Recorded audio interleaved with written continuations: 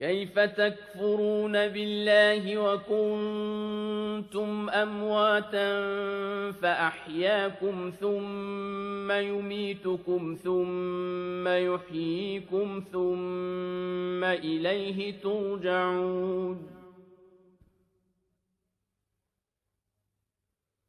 هو الذي خلق لكم ما في الأرض جميعا ثم استوى إلى السماء فسواهن 7 سماوات وهو بكل شيء عليم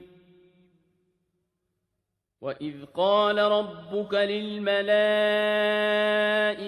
إِنِّي جَاعِلٌ فِي الْأَرْضِ خَلِيفَةً ۖ